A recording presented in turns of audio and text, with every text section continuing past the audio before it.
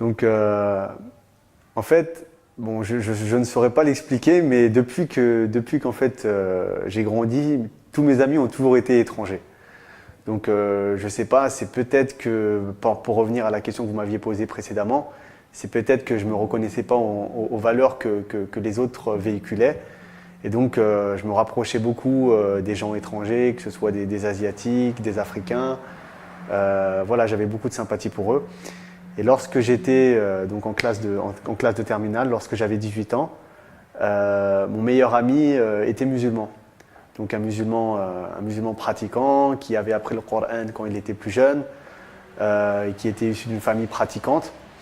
Et donc moi j'avais toujours été attiré par le surnaturel, entre guillemets, ce qui se passait à la vie après la mort, ce genre de choses. Et j'ai jamais eu vraiment de réponse. J'ai toujours posé des questions, on m'a jamais répondu. Enfin, on n'a jamais su me répondre, ou alors on m'a donné des explications qui n'étaient pas convaincantes, qui me paraissaient absurdes. Et donc cette personne-là, mon ami qui était dans ma classe de terminale, lui, donc me parlait d'islam. Et donc pour vous resituer un petit peu le contexte, à cette époque-là, l'islam même me faisait peur. Donc c'était à l'époque du 11 septembre notamment. Donc on entendait beaucoup de choses à propos du terrorisme, de ce genre de choses. J'étais vraiment effrayé. Je m'étais fait une image de l'islam en fait. Et cette personne-là, ce musulman, donc qui était qui était réunionnais, ses parents étaient d'origine indienne. Et donc il a commencé à me présenter l'islam sous un autre aspect. Et notamment me parler de choses qui me fascinaient. Et il en était venu à me parler en fait des vérités scientifiques qu'il y avait dans le Coran, à savoir qu'il y avait des mers qui ne se mélangeaient pas, qu'il y avait des choses en fait que les scientifiques découvraient maintenant et que ces choses étaient écrites dans le Coran des siècles avant. Donc ce genre de choses me fascinait.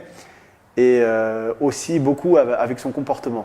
Le comportement, c'est quelque chose qui m'a vraiment touché chez les musulmans. Et je me souviens voilà, et en fait, son comportement tout simplement m'impressionnait. Et il était bon, juste. Et plus que ce qu'il me disait, c'était surtout sa façon de se comporter qui m'avait marqué. Et donc quand je lui posais des questions, par exemple, lorsqu'il n'avait pas de réponse, il ne me répondait pas n'importe quoi, il allait demander à son grand-père qui connaissait beaucoup plus de choses. Et ensuite, une fois que son grand-père lui répondait, il venait de me transmettre en fait les réponses. Et donc voilà, de fil en aiguille, j'ai commencé à connaître un petit peu l'islam. Et donc l'islam est resté un petit peu dans mon cœur, mais je n'avais pas fait le pas de me convertir en fait. L'islam était resté en moi. Elle m'attirait, mais je ne m'étais pas converti. Jusqu'au jour où, donc, après mon baccalauréat, je suis allé à l'université. Et à l'université, j'ai rencontré, donc j'étais à l'université à Paris, à quelques centaines de mètres de la grande mosquée de Paris. Et là, dans ma classe, j'étais dans mon groupe de travaux pratiques. Je me suis retrouvé avec beaucoup de musulmans, donc qui sont devenus mes amis. Et ces personnes-là étaient pratiquantes. Donc elles faisaient régulièrement les prières à la mosquée. Et donc voilà, on parlait beaucoup religion. Et petit à petit, je m'intéressais beaucoup plus à l'islam. J'ai commencé à lire des livres. Et jusqu'au jour où il y a un frère qui m'a dit que c'était la prière et qui partait prier et qui me demandait de venir, enfin de l'accompagner. Et donc je l'ai accompagné. Et pour l'anecdote, donc c'était pendant le mois de Ramadan. À l'intérieur de la mosquée de Paris, ils avaient fait une petite librairie où il y avait beaucoup d'ouvrages. Et donc je m'étais mis à lire les livres à propos de l'islam. Et à ce moment-là, j'ai entendu l'Adhan. Et les musulmans, en fait, les croyants allaient procéder à la grande prière du vendredi. C'était le moment de prier. Et je me suis retourné pour sortir. Et je vois que toutes les issues étaient bloquées en fait, par les fidèles. Ils avaient mis des tapis partout et ils allaient commencer à prier. Et donc moi, je ne savais pas trop quoi faire. Et je suis resté debout comme un piquet jusqu'au moment où un frère m'a dit viens prier avec nous, pourquoi tu restes debout? Et je lui ai répondu que je ne savais pas prier. Il m'a dit suis, tu fais comme nous, tu verras.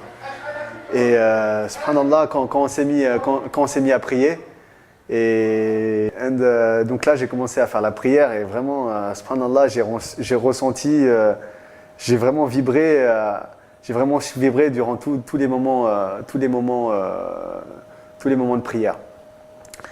Et donc voilà, petit à petit, j'ai commencé à lire des livres, à me documenter et avoir un regard beaucoup plus critique avec ce qu'on pouvait voir à la télé. Donc voilà, maintenant j'avais ce que j'avais compris de l'islam et ce qu'on voulait nous montrer de l'islam. Et c'est là, à partir de ce moment-là, où j'ai fait des comparaisons et je me suis rendu compte que vraiment les médias français étaient des imposteurs et qui voulaient vraiment nous donner une certaine image de la religion qui était fausse. Et même encore à l'heure actuelle, vis-à-vis de mes parents, quand il y a de la télé et quand on entend le journal télévisé, à chaque fois qu'on entend une information à propos des musulmans, c'est toujours quelque chose de négatif. Et moi, c'est quelque chose qui me fait vraiment mal au cœur. Et j'ai presque une haine contre les médias français de vouloir autant déformer l'islam. Et donc voilà, notamment, comme je vous le disais précédemment, notamment par le comportement, j'essaie d'être le meilleur possible pour justement, de mon côté, donner une autre image de l'islam. Parce que mes parents, donc au début c'était un petit peu difficile avec mes parents, notamment mon père qui était bouddhiste, qui était attaché à ses valeurs, à ses racines. Et voilà, quand il a su que j'étais musulman, donc lui qui avait grandi et qui avait grandi dans l'éducation bouddhique, lui était beaucoup plus... il était vraiment très triste que je me sois converti à l'islam en fait, parce que d'une certaine façon, il perdait... en fait, je perdais les racines de la famille. Sa famille lui avait transmis des valeurs asiatiques, des valeurs du bouddhisme. Et donc que je ne reprenne pas le flambeau entre guillemets du bouddhisme, et ben ça l'a beaucoup blessé et ça l'a beaucoup marqué. Et donc pendant un temps, donc ça s'est vraiment pas très bien passé avec mon papa. On se parlait pas du tout. Et ma mère qui m'aimait beaucoup, elle acceptait mon choix, elle le respectait. Et donc voilà, notamment mon père avait une image qui s'était forgée de l'islam au travers des médias.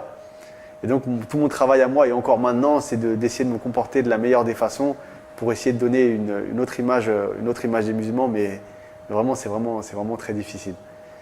Et voilà, hein, c'est...